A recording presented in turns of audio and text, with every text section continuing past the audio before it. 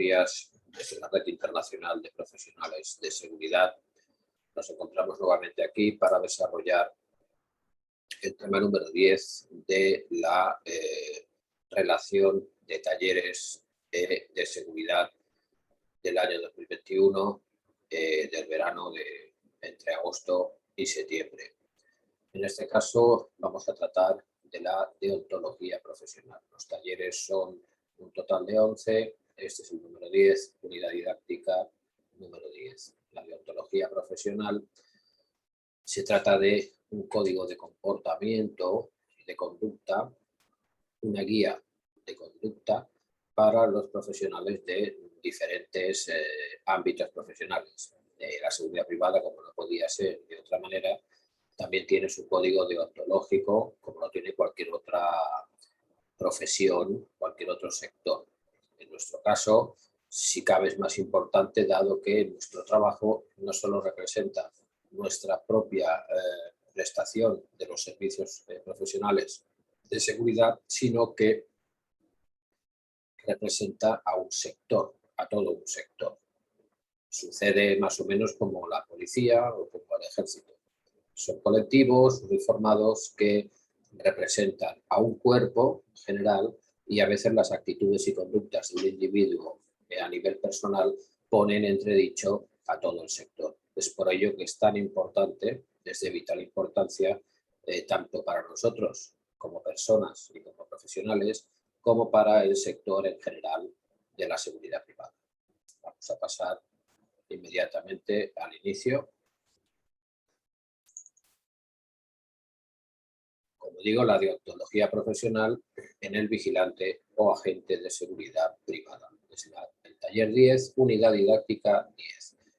En él vamos a tratar la ética y conducta del personal de seguridad privada, las relaciones profesionales con el personal protegido, los medios de comunicación, las fuerzas y cuerpos de seguridad y público en general.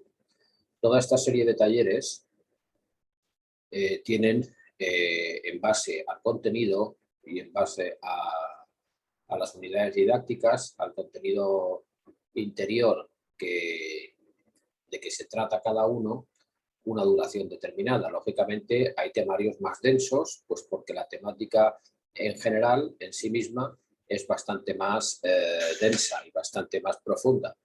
Y otros pues son más escuetos porque no solo son igual de importantes, no son menos importantes, pero tienen menos materia a desarrollar, con lo cual la duración no puede ser exactamente la misma. Vamos a iniciar, como digo, la unidad didáctica, la deontología profesional.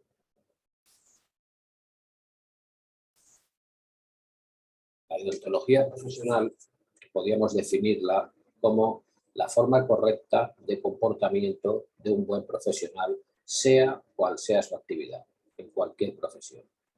No podemos olvidar que el vigilante desarrolla su actividad vestido de uniforme y, por tanto, es el blanco de todas las miradas, de todo el mundo. El descuido en el aseo personal o posturas indolentes durante su jornada laboral repercuten negativamente en todo el colectivo, en cuanto a imagen se refiere. Repercuten en sí mismo como profesional, repercuten en los miembros de seguridad de la empresa prestataria del servicio, repercuten en todo el sector de la seguridad privada y repercuten en la imagen del cliente objeto de prestación del servicio, es decir, dónde realizamos el servicio. Se pueden dar comentarios, bueno, menudos vigilantes tienen aquí, con lo cual ya estamos también inmiscuyendo al cliente en el problema, pues de aseo personal, de conducta, de comportamiento, etc. Lo hacemos partícipe de un evento negativo del cual ellos son totalmente ajenos. Los términos deontología, ética y filosofía moral son tres palabras de contenido equivalente y se utilizan para designar la ciencia que se ocupa de los actos humanos, que pueden ser dirigidos y planificados por la razón, en orden a conseguir el bien, en orden a conseguir un acto un acto de bien. Podemos afirmar que la persona humana libre y consciente actúa por impulso de dos factores contrapuestos. La razón, que enjuicia y discierne aspectos positivos y negativos de una elección, y la pasión, que es la carga emotiva que puede anular a la razón y resta valor moral a la acción. La pasión puede perjudicar a la razón o beneficiarla, en función de los resultados de ese acto pasional, de esa carga emotiva que es la pasión. El estudio de la ética se propone facilitar argumentos para armonizar esas dos energías inseparables de la naturaleza humana, que son la razón y la pasión, bajo la superior dirección de una razón rectamente formada que dará el resultado de un comportamiento moralmente justo.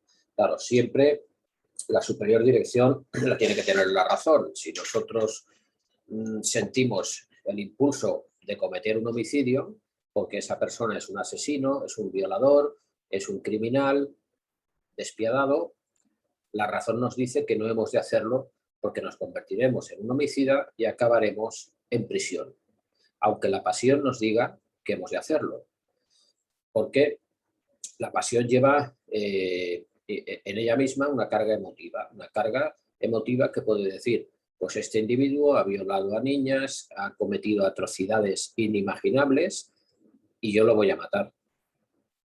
Esto sería un acto pasional, pero la razón nos dice no, no lo mates porque vas a ir a la cárcel.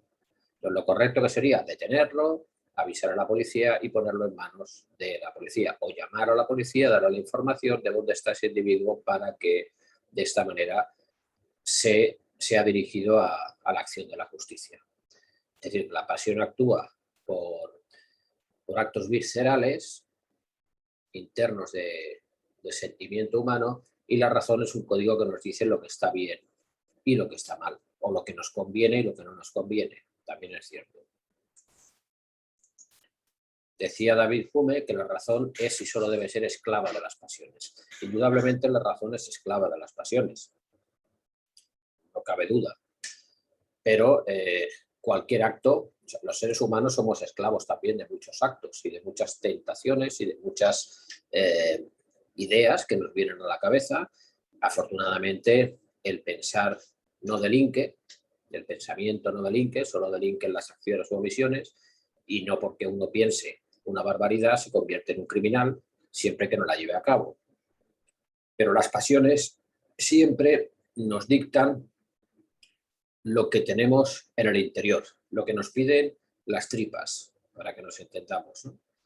Lo que nos pide el cuerpo. Y la razón nos dice, sí, entiendo que te sientas así, pero si cometes este acto, acabarás en la cárcel. Con lo cual la razón siempre tiene que imperar sobre las pasiones.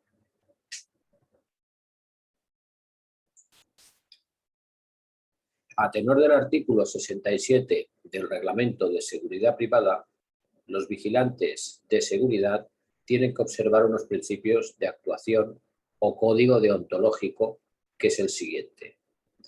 Principios de actuación. El personal de seguridad privada se atendrá en sus actuaciones a los principios de integridad y dignidad, protección y trato correcto a las personas, evitando abusos, arbitrariedades y violencias, y actuando con congruencia y proporcionalidad en la utilización de sus facultades y de los medios disponibles. No olvidemos que las facultades y los medios disponibles los pone a nuestra disposición la autoridad competente. Nos cede ese privilegio de ostentar esos medios y esas facultades para la consecución de un fin, que no es otro que la protección de personas y bienes. Con lo cual hemos de ser consecuentes con esa cesión de esa parte que nos otorga la autoridad competente para llevar a buen fin esas actuaciones.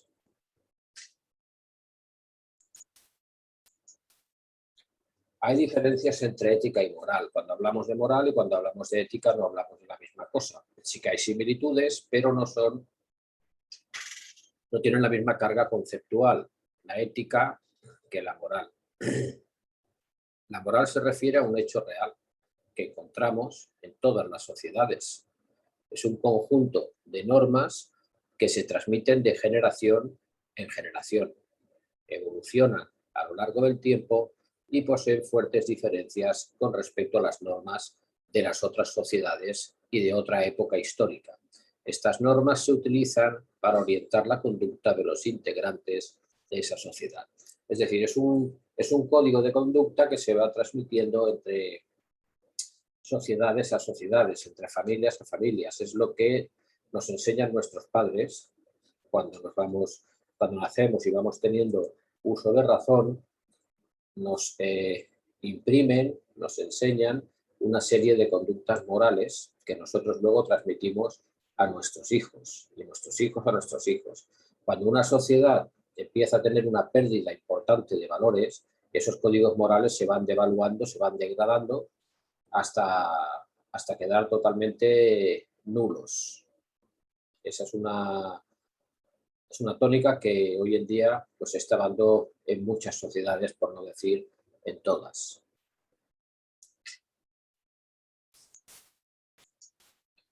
La ética se refiere a un hecho real que se da en la mentalidad de algunas personas. Es un conjunto de normas, principios y razones que un sujeto ha realizado y establecido como una línea directriz de su propia conducta.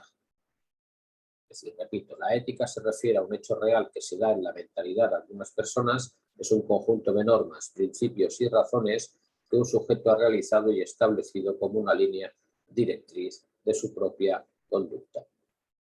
La moral son normas incorporadas y asimiladas por la sociedad en general, y la ética es la conducta seguida por el individuo desde su interior. Es decir, que la moral está basada en unas razones y la ética es una conducta individual en la cual el individuo estima que una conducta es ética o no es ética en base a su forma de pensar y en base a su sentir interior.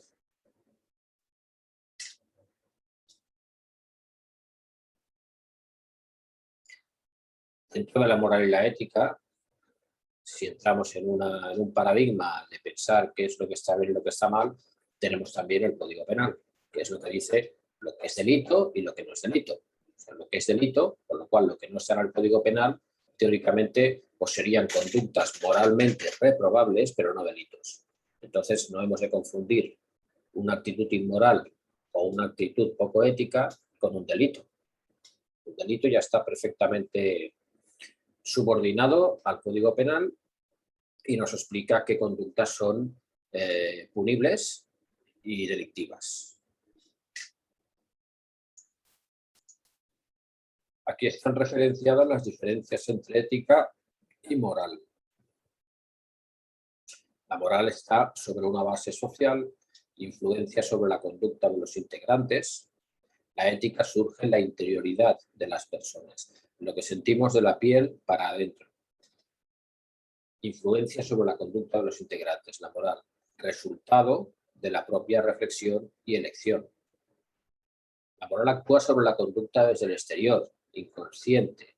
Actúa desde el interior, la ética, conciencia y voluntad.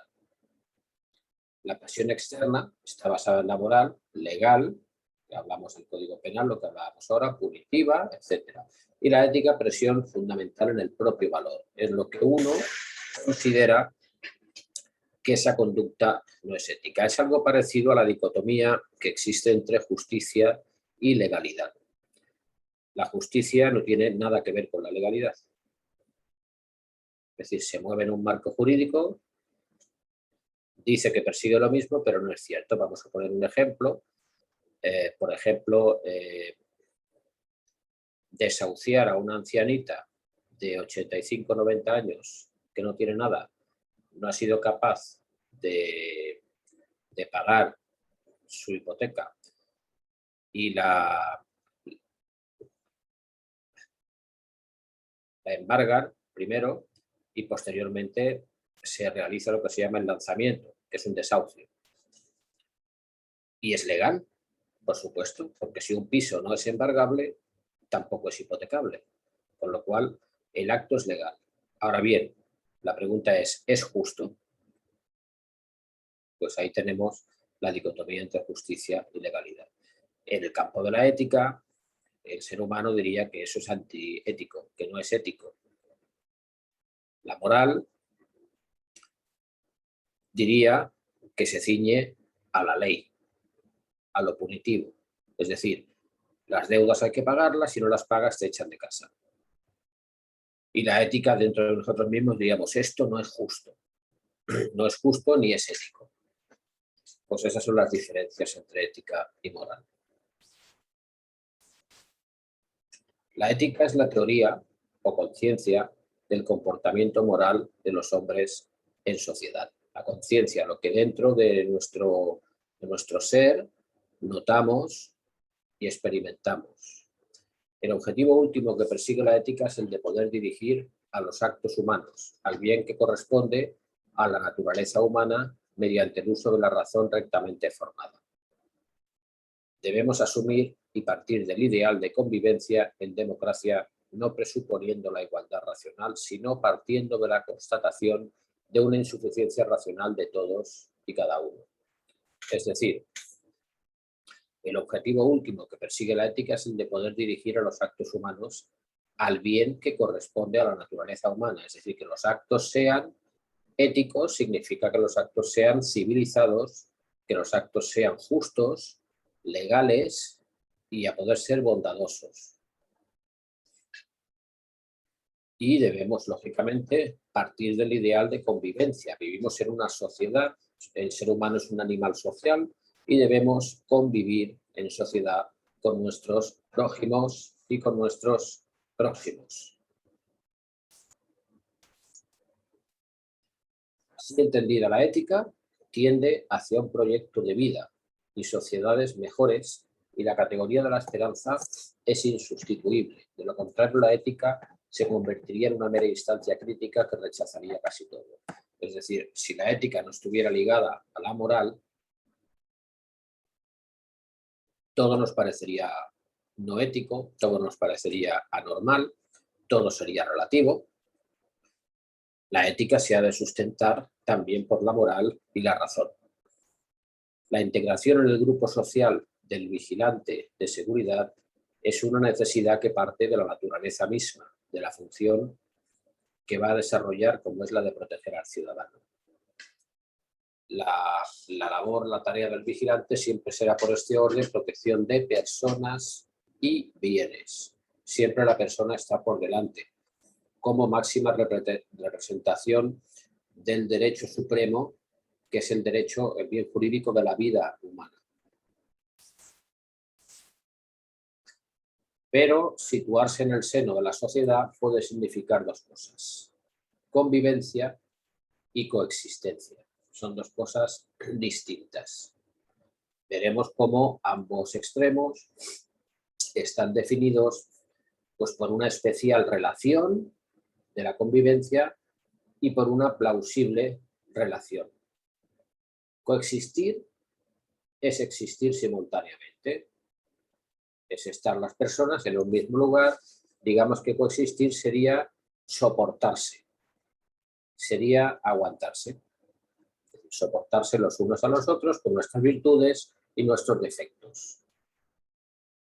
En cambio, convivir añade una relación personal de vivir juntos. Requiere un esfuerzo tanto de tolerancia como de comprensión, como de empatía con nuestros prójimos, esforzándose y corresponsabilizándose para conseguir el ideal común de justicia.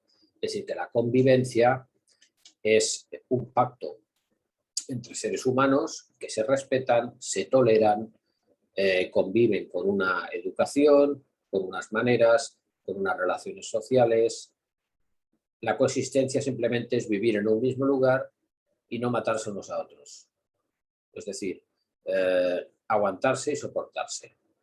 La convivencia se suele manifestar con actitudes internas y también con fórmulas externas.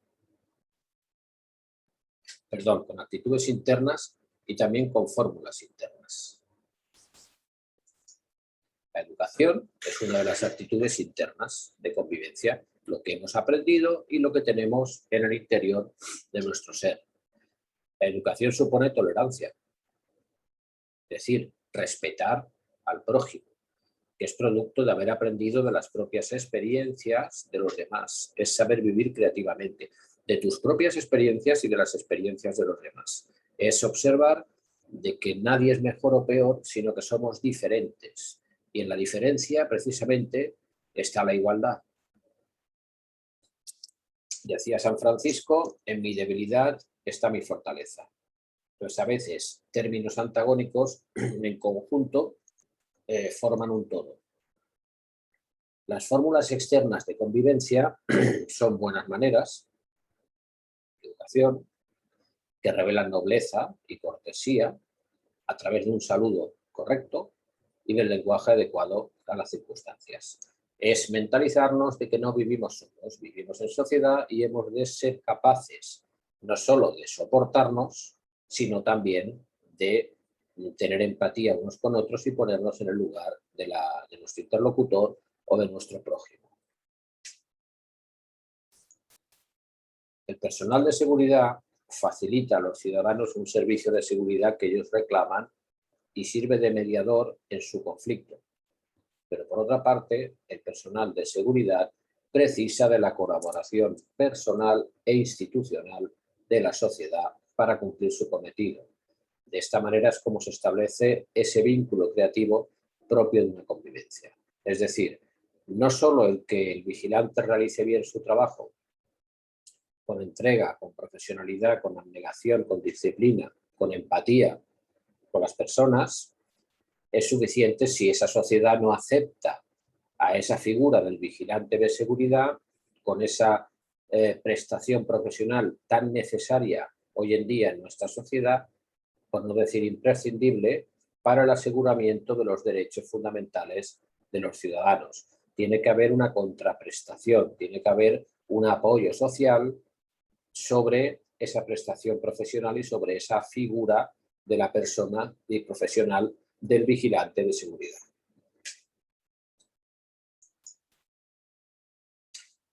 La convivencia. Para que este sentido dinámico de la convivencia pueda llevarse a cabo, es obvio que al personal de seguridad le corresponden las actitudes de convivencia de todo ciudadano.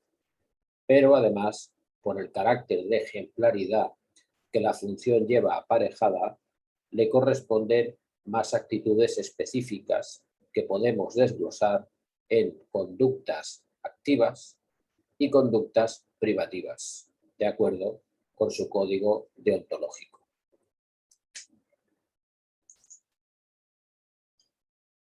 La ética profesional se define como ciencia normativa que estudia los deberes y los derechos profesionales de cada profesión. La profesión puede definirse como actividad personal puesta de una manera estable y honrada al servicio de los demás y en beneficio propio a impulsos de la propia vocación y con la dignidad que corresponde a la persona humana. Es decir, que hay un código ético para cada prestación de servicios profesionales. Lógicamente, pues un colegio de abogados no tendrá el mismo código ético que un sector de vigilantes, y un colegio de médicos pues no tendrá el mismo código ético pues, que un colegio de arquitectos. Es decir, cada profesión tiene un código ético que va en esa función marcando las pautas a seguir para una buena praxis profesional respetuosa con los ciudadanos y con sus derechos. Y sobre todo con las actitudes, que han de ser ceñidas a la justicia y a la legalidad. La ética profesional tiene como objeto crear conciencia de la responsabilidad en todos y cada uno de los que ejercen una determinada profesión u oficio. Parte del postulado de que todo valor está íntimamente relacionado con la idea de un bien. Es decir, que todo lo que hagamos como profesionales tiene que ir encauzado a crear el bien. generar el bien. Para que el mal triunfe, como decía el escritor, solo es necesario que los buenos no hagamos nada. Esto quiere decir que las personas que estamos íntimamente ligadas a una profesión, en cierta manera garante de la seguridad de las personas y de los bienes, tenemos una especial obligación de mantener una ética profesional que otros sectores distintos al nuestro.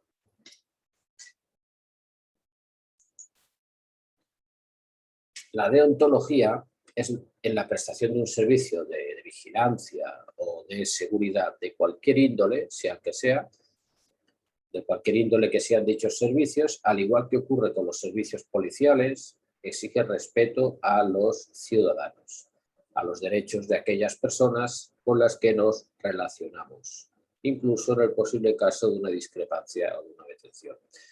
Es decir, cuando a nosotros el Estado, a través del Ministerio del Interior, la Dirección General de la Policía y de la Guardia Civil, nos otorga el derecho al uso de unos medios coercitivos de defensa, se nos exige asimismo que nuestras acciones estén encuadradas en una conducta estrictamente garantista de los derechos y libertades de los ciudadanos.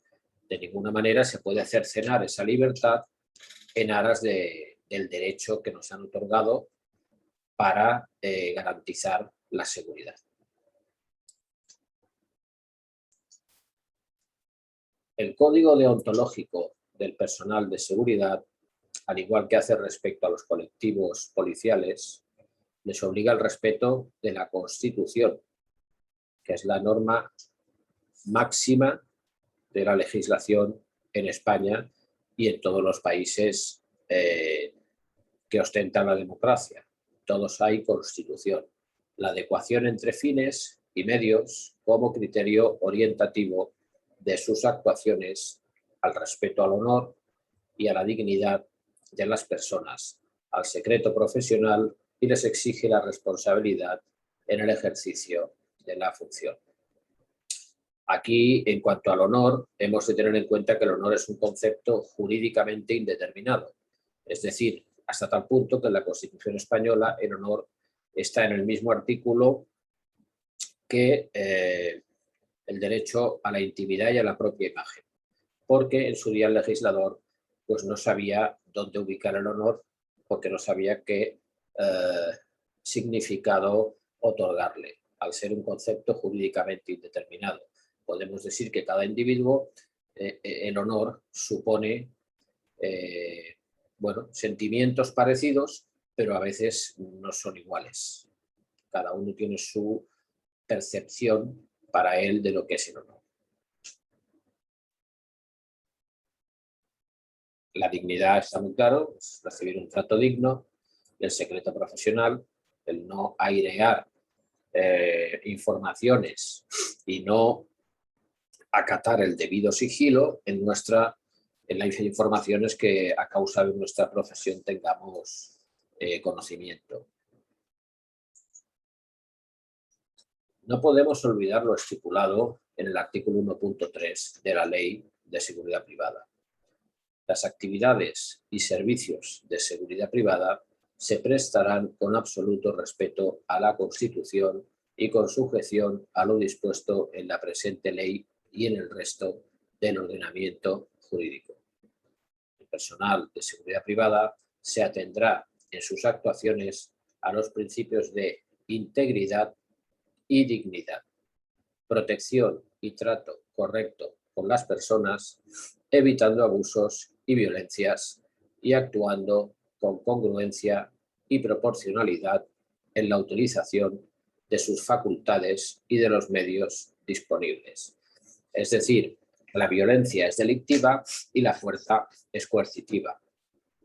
La policía y los cuerpos de seguridad utilizan la fuerza necesaria, no la violencia. La violencia es un acto de brutalidad y es un acto delictivo. Se adecuarán a los criterios marcados por el Código Deontológico, que en cumplimiento de la resolución del Consejo de Europa sobre la Policía y de la Asamblea de las Naciones Unidas se plasma en el artículo 5 de la Ley Orgánica 2/86 de 13 de marzo de Fuerzas y Cuerpos de Seguridad. Todos los cuerpos policiales tienen su propio código deontológico. Las relaciones profesionales con personal protegido, medios de comunicación, fuerzas y cuerpos de seguridad y público en general. Es importante que el vigilante de seguridad conozca bien su código deontológico, procurando en todo momento una actuación educada y correcta con todas las personas con las que tiene que tratar.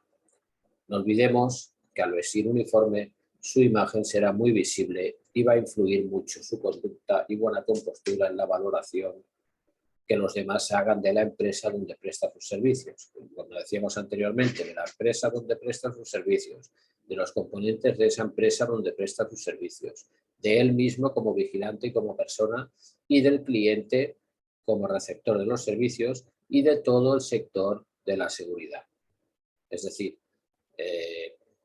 las libertades de una persona finalizan donde empiezan las libertades de los demás. Es decir, que uno no puede ir a trabajar hecho una porquería porque no solo se humilla a sí mismo y se descalifica a sí mismo, sino que pone en entredicho a todos los compañeros que integran ese operativo, ponen en entredicho a la empresa prestataria de los servicios, ponen en entredicho a todo el sector de la seguridad y ponen en entredicho al cliente receptor de ese tipo de servicio de seguridad.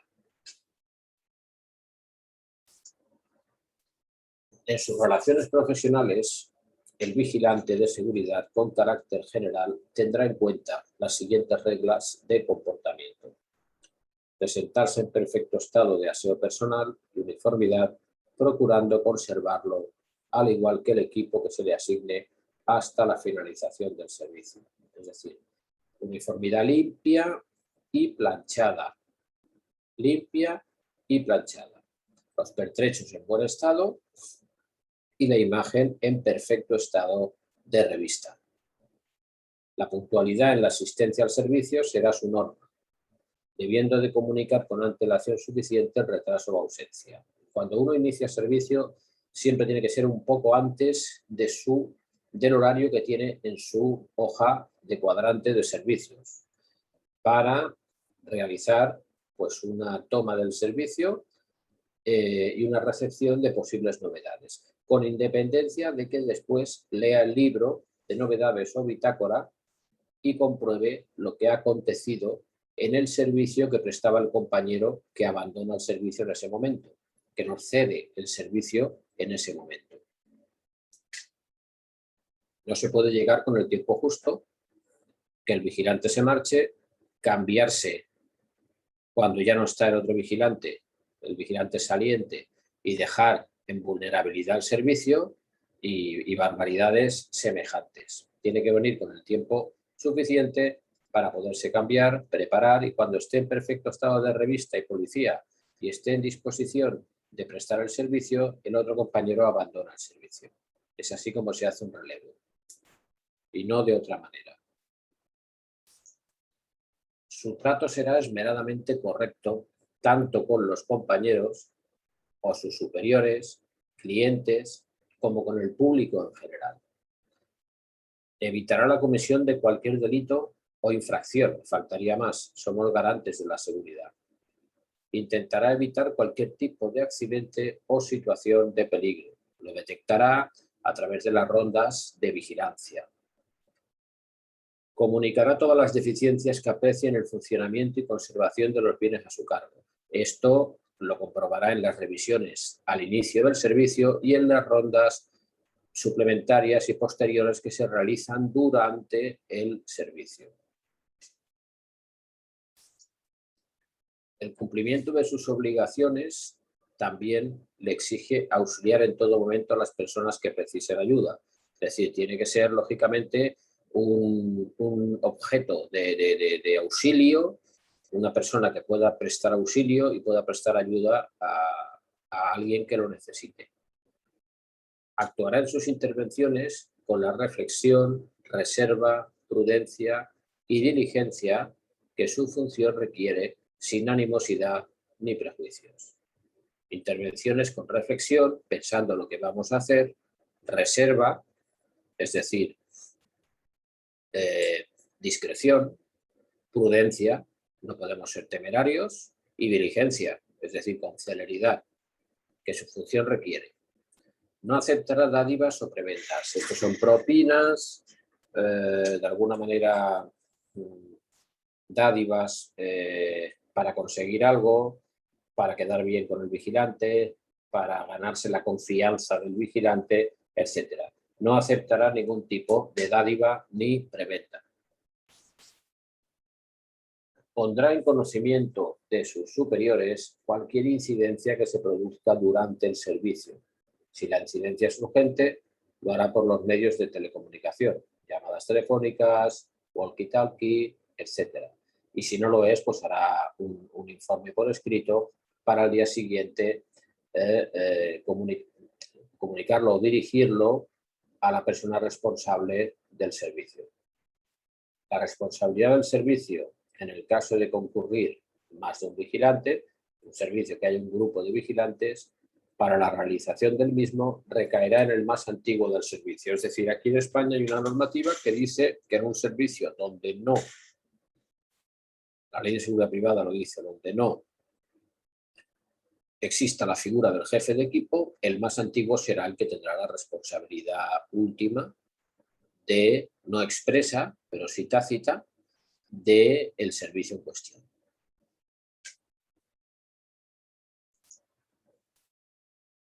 Con el personal protegido, el personal de seguridad deberá prestar su colaboración y ayuda a minusválidos, personas impedidas, personas mayores, adecuarse en todo a la más exquisita conducta. El vigilante se debe ver como una persona que genera confianza, que genera seguridad, que genera un clima de seguridad, que en el momento en que nos vean la gente se sienta segura y tranquila porque hay un vigilante en la zona, etcétera. Ser muy cuidadoso tanto en su forma de vestir como en su aseo personal. La indiscreción no es aconsejable a los empleados de seguridad. Más que no es aconsejable, es totalmente rechazable por el peligro que ello puede encerrar. Y hay que permanecer siempre atento sin dejarse influenciar por situaciones que se presten a la relajación.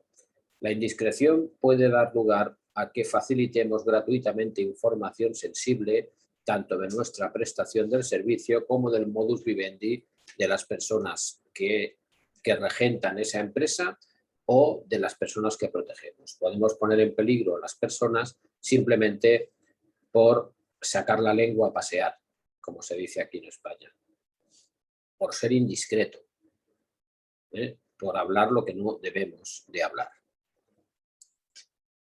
Los vigilantes de seguridad tenemos una especial obligación de la salvaguarda del secreto profesional. Con el personal protegido, el vigilante, además de discreto, deberá ser prudente. Nunca debe intentar adentrarse en su vida personal, más de lo debido al conocimiento obligado en aras de su seguridad. Es decir, no hemos de ser chismosos ni hemos de meternos en la vida del protegido. Nuestra misión es protegerle, no entrar en valoraciones éticas ni morales sobre su conducta o su modus vivendi. Nuestra misión es proteger a esa persona. Su relación debe ser cordial, pero teniendo en todo momento claro que su vida depende de nosotros. Es decir, nuestra misión es proteger a esa persona, punto. No nos interesa ni nos importa lo que hace o deja de hacer, siempre que no sean actos delictivos, lógicamente, pero las costumbres, creencias, ideas, etcétera, no nos tiene que importar en absoluto. Debemos ceñirnos a nuestro cometido, que es proteger a esa persona.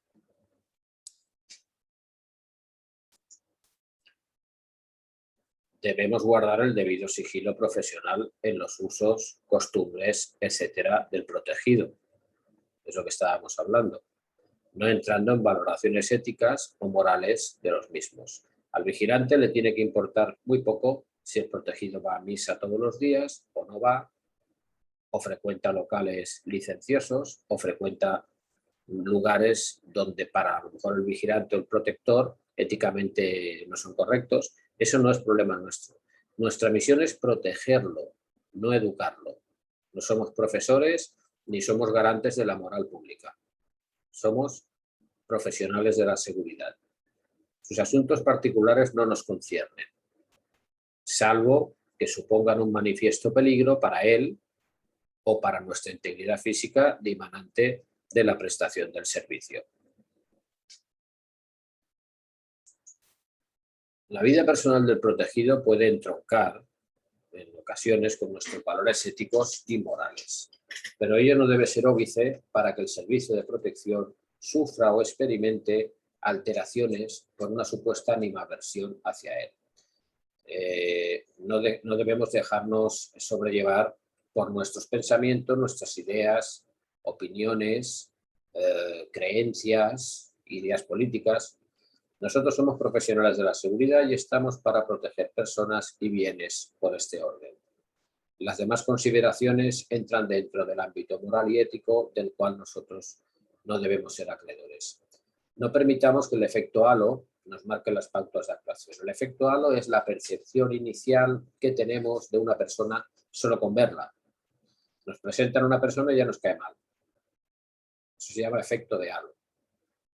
Posteriormente tenemos una relación más profunda con él y nos parece una buena persona.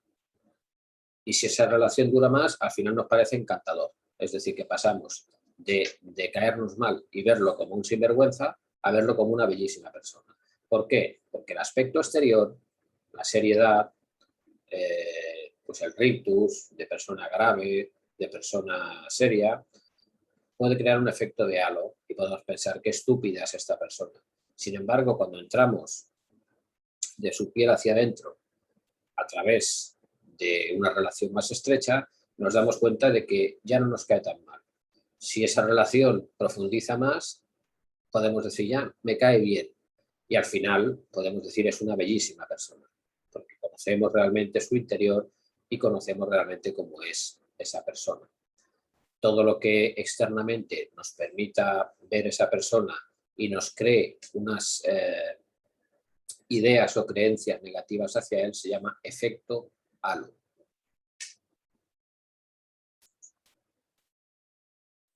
Con los medios de comunicación deberemos ser igualmente correctos, yo diría especialmente correctos, y superar con elegancia y profesionalidad las situaciones de acoso o las personas o lugares de protección por parte de los informadores, fotógrafos, cámaras de televisión, que interfieren en la seguridad, evitando todo tipo de incidentes y siendo en este caso extremadamente discreto. Es aconsejable no dar información a estos medios de comunicación y remitirlos a los gabinetes de prensa de la policía o a sus propios jefes de la empresa de seguridad. No nos metamos en jardines que no nos competen, no regalemos información, no contemos cosas que no debemos contar, mantengamos el sigilo y derivemos esa responsabilidad a quien le compete, que en este caso son nuestros superiores o el gabinete de prensa de los cuerpos policiales. Los medios de comunicación pueden ser un altavoz mediático, que lo son, que al mismo tiempo puede o ensalzar y poner en valor a todo el sector de la seguridad privada.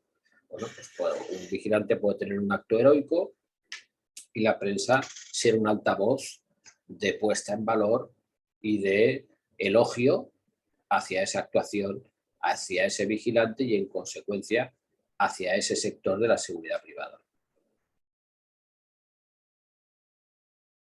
O bien todo lo contrario, puede poner en el peor lugar al sector de la seguridad privada. Todo va a depender de la percepción que tenga el periodista del trato recibido por el vigilante. Aquí el periodista sí que nos va a ver con un efecto de halo, va a decir la seguridad privada, los vigilantes de ese lugar, etcétera.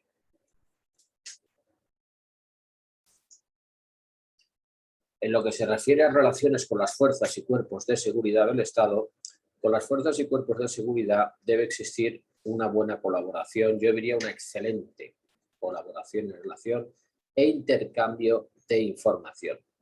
El reglamento de seguridad privada está lleno de ocasiones en las que se exige al vigilante de seguridad mantener una relación con las fuerzas y cuerpos de seguridad en lo concerniente a colaboración. En todas ellas el trato debe ser correcto y afable y facilitar con generosidad todo tipo de información que afecte a la seguridad. Aquí hay dos ámbitos. Uno, el obligatorio legalmente, que nos obliga mediante la complementariedad y la subordinación a facilitar toda la información en relación con la previsión, prevención o comisión de actos delictivos que tengamos conocimiento, pero aquí nos habla de una especial buena relación.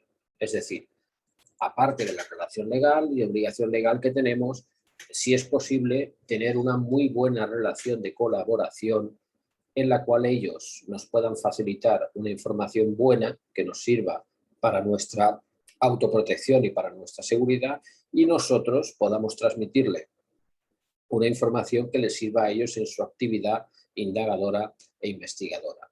No olvidemos que somos muchos ojos y muchas orejas en el sector de la seguridad privada, que podemos captar mucha información que puede ser de enorme utilidad a las fuerzas y cuerpos de seguridad.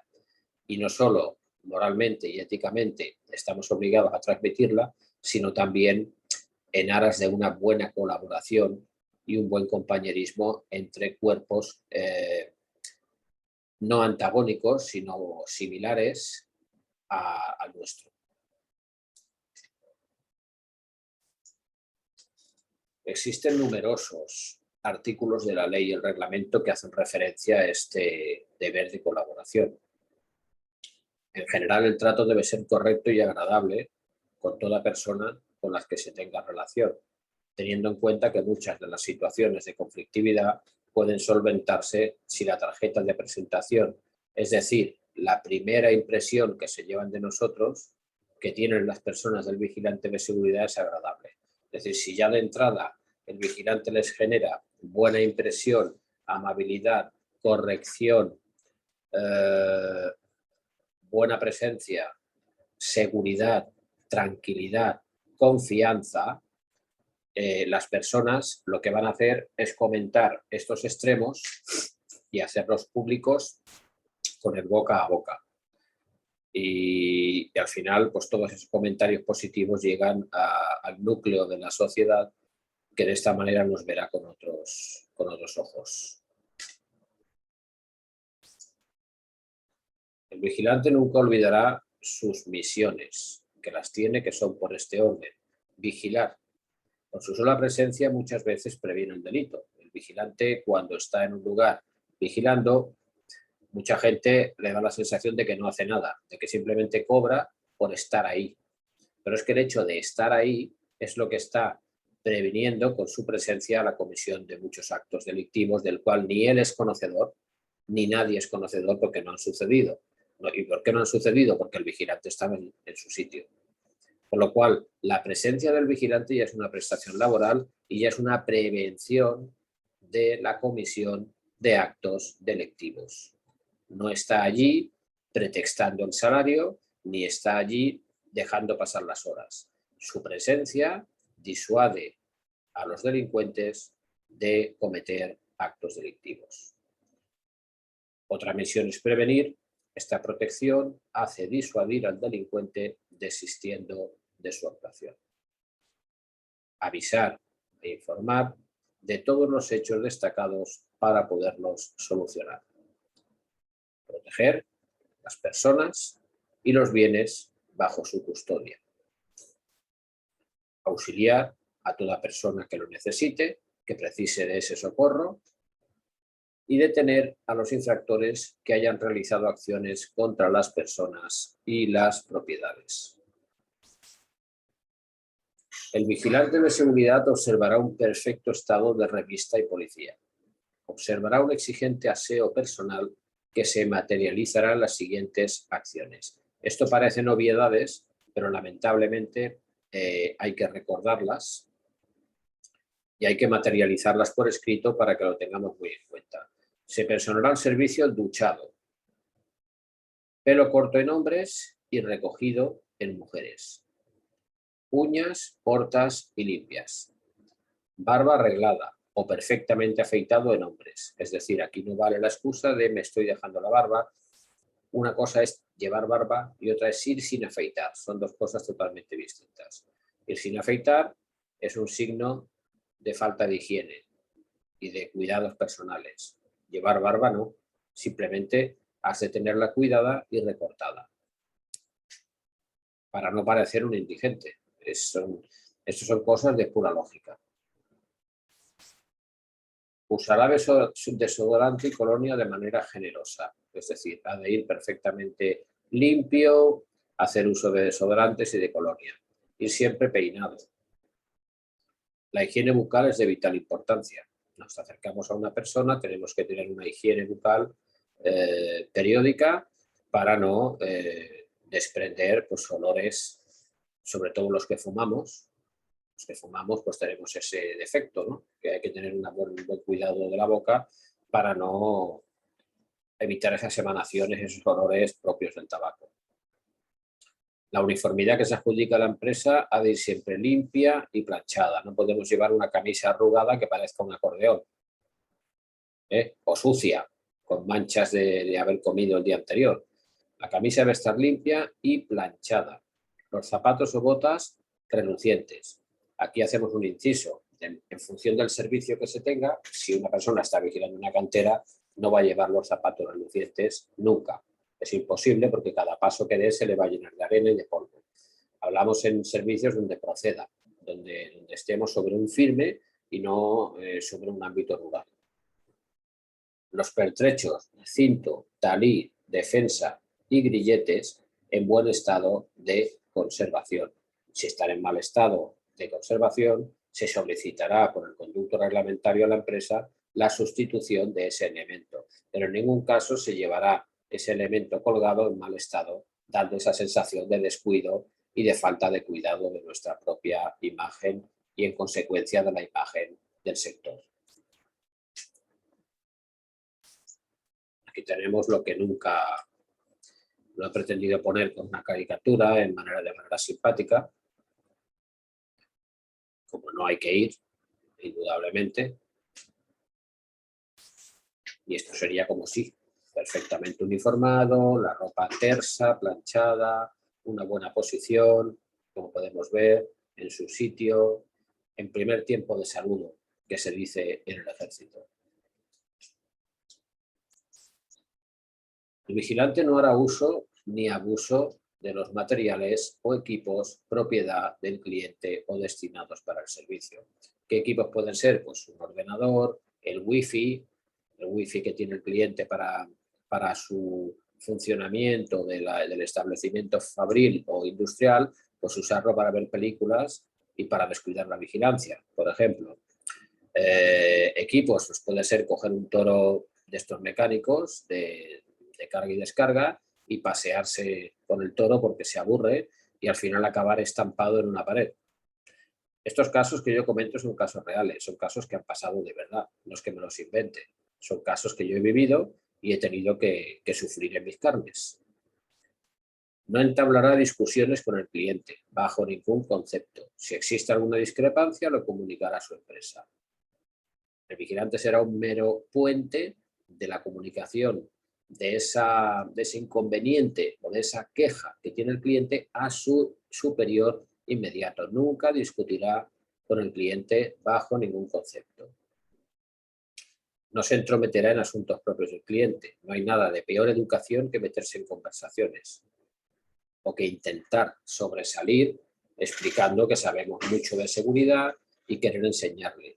Aunque en realidad sepamos mucho de seguridad, nosotros no somos quien para enseñar nada a nadie, no somos profesores. Nosotros, si observamos algo que puede atañar o puede dañar al servicio, lo comunicaremos a nuestro inmediato superior, que será el responsable de contactar con el cliente y explicarle de manera manifiesta, de manera escrita, la anomalía que hemos detectado nosotros, los vigilantes.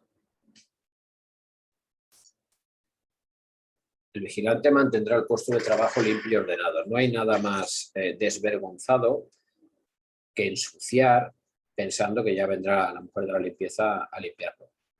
No, la mujer de la limpieza tiene como cometido mantener limpio la instalación. Es una labor de mantenimiento, no de quitar tu porquería. Si hay una papelera, el papel se tira a la papelera, no al suelo, porque haya una mujer de la limpieza que va a venir. La señora de la limpieza, con sus guantes higiénicos, sacará la bolsa de la papelera y la desechará y cambiará por otra nueva. Es decir, producir residuos no significa ensuciar. Ensuciar pues, es tirar las cosas al suelo y ser un verdadero individuo sucio, diciendo pues ya vendrá a limpiarlo. No ensuciar dando por sentado que ya vendrá el servicio de limpieza. Respetemos la dignidad de los empleados y empleadas de dicho servicio, que tienen un cometido tan importante como el nuestro, puesto que si no existieran los servicios de limpieza, las epidemias y las infecciones acabarían con nosotros. Son un sector muy, muy importante en el mundo de los servicios. El sigilo profesional exige del vigilante de seguridad la no revelación de hechos, datos o informaciones de carácter reservado o confidencial, ya procedan del cliente o de otro compañero, que haya obtenido por razón del ejercicio de su profesión en el marco de la ley. Vamos a pasar al memorándum. Recordemos que el memorándum son las partes más importantes que debemos observar y que engloban de alguna manera todo el desarrollo del taller en este memorándum. La profesión de vigilante tiene su propio código ético o deontológico, que ha de ser observado en todas las actuaciones y que se encuentra regulado en el artículo 67 del Reglamento de Seguridad Privada. La moral son normas creadas y asimiladas por toda la sociedad en general y transmitidas de generación en generación. Estas normas son muy diferentes de una sociedad a otra. Es lógico porque van íntimamente ligadas a los usos, costumbres y creencias de cada país. La ética es la conducta seguida por el individuo y que no se lo marca la sociedad, sino él mismo, desde su interior, y es propio de su comportamiento, reflexión y elección. Es decir, cada uno estima lo que cree que es ético y no es ético. Hay unos términos generales que nos dicen a todas luces lo que no es ético, pero dentro de esos términos generales el individuo, de manera personal, individual, estima lo que bajo su punto de vista no le parece ético.